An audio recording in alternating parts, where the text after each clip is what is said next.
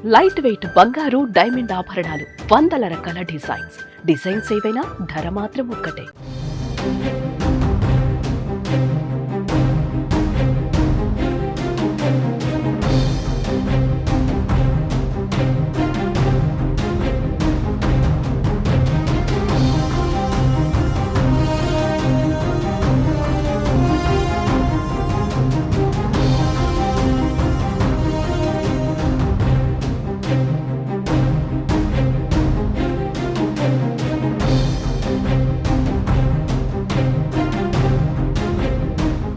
చాప కింద నీరులా వేగంగా వ్యాపిస్తుంది చైనా వైరస్.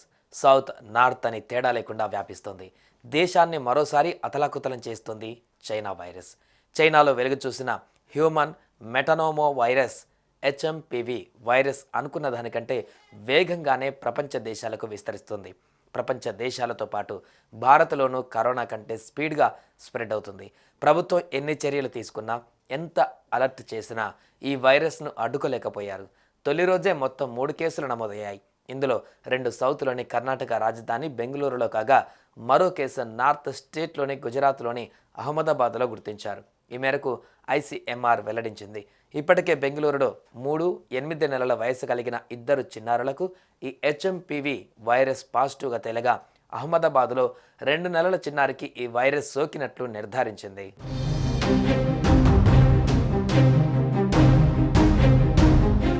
అయితే చైనాలో వచ్చిన వైరస్ ఇండియాలో సోకిన కేసులు ఒకటేనా అని కొందరికి అనుమానం ఉంది.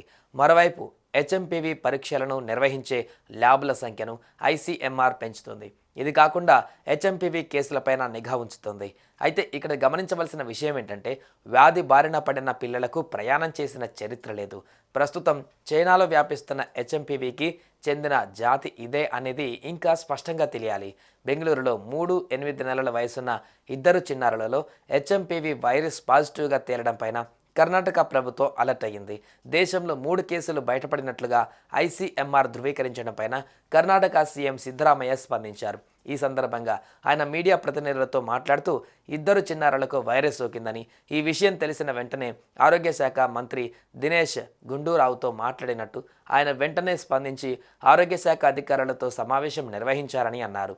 ఆరోగ్య శాఖ అధికారులు ఎలాంటి నిర్ణయం తీసుకున్నా ప్రభుత్వం అమలు చేస్తుందని, ఈ వైరస్ వ్యాప్తిని కట్టడి చేసేందుకు ముందస్తు జాగ్రత్తలు తీసుకుంటామని అన్నారు.